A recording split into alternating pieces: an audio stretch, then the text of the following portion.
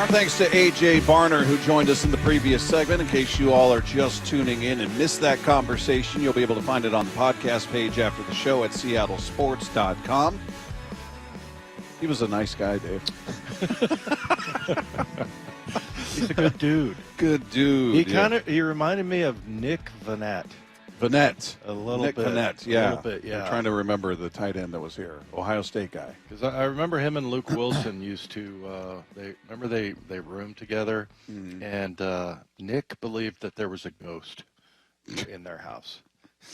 And I'm not saying AJ would, but he'd be down to the possibility. Yeah, you think he's open to that? He's a good player, man. I mean, it's not just me saying, oh, I think he's a great guy and all this crap. I mean, it's really like his blocking, especially, and that's really where a tight end sells me. And so we'll see with Fant, not always the greatest blocker, and we'll see about this Arroyo kid because he's really interesting. I mean, he's got size and really like blazing speed. I don't know about as far as his quickness in and out of routes and things like that, but he's not much of a blocker. And so and I'm always just kind of looking for that Kittle or Kelsey type guy. Like Kittle especially is a really good blocker. And yeah, I mean, I think, and you know what? So is Farrell Brown. Mm-hmm. That's for Paul Moyer. Remember when I said that? He's like, no. He was going. Mm-mm. Yeah. Farrell Brown's a good blocker.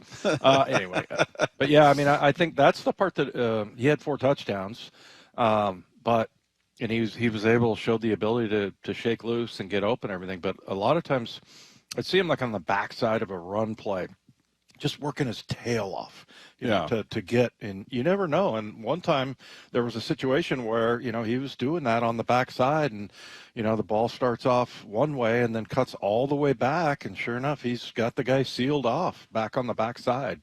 So, yeah, I just, to be a complete tight end and just one of those end line type, not like a guy that's going to move around, back and forth. But, yeah, I mean, I just think he's got everything it takes to get that done, and he had a great day today, and that was one of the things that stood out at in that end zone or red zone drill that they had. And it happened right in front of us, and man, it was pretty cool to watch, just the precision of the throws, and then just some of the crazy catches guys are making out there. He also played with an edge last year, which I kind of dug as a rookie.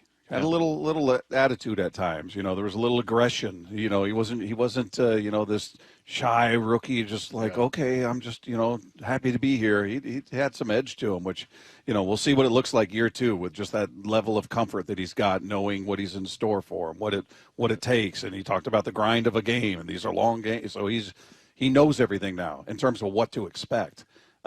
So yeah, it'll be fun to watch what the steps that he's able to take. Outside of him, any position groups that caught your eye today? I'm sure you're keeping an eye on the linebackers, but it's hard to tell with defense other than cornerbacks because you're not hitting, you're not tackling out here. There's no pads. So, the linemen, that for me is a hard thing to gauge in a setting like this, but what stood out to you in terms of position group? As far as a specific one, I guess, there were just individuals kind of that stood out to me, but just watching the offensive line continue to work, and they call him JB. I'm trying to remember the name of the offensive line coach. But because every time Schneider comes in here, McDonald, they use JB. Anyway, watching him work with guys and how, like, you'll hear him over there going, no, that's not good.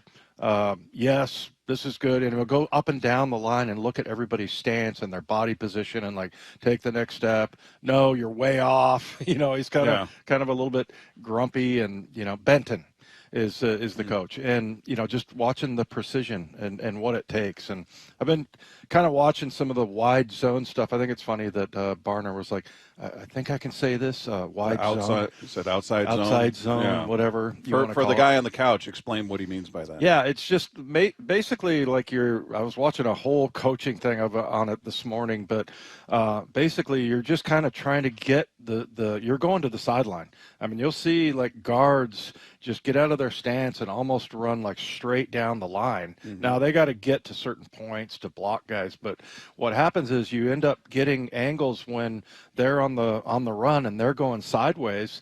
If you seal a guy off, and it just makes a bigger gaps, and it makes it tougher for the linebackers and the defensive line to stay in their gap. And a lot of times it's a wide gap because they're taking off, and it kind of, the offensive line kind of spreads out. And there's just a lot of opportunities for running backs to, cut back. Pick a lane, or cut back or whatever, because, sometimes when he gets the ball, he's like 4 or 5 yards away from the offensive line where they are. And, you've got a tight end block in there. You got a tackle. I mean, it's spread out. Right. So, and then the other thing I mentioned this the other day that, if it's play action pass, it's really like you got to run a long way.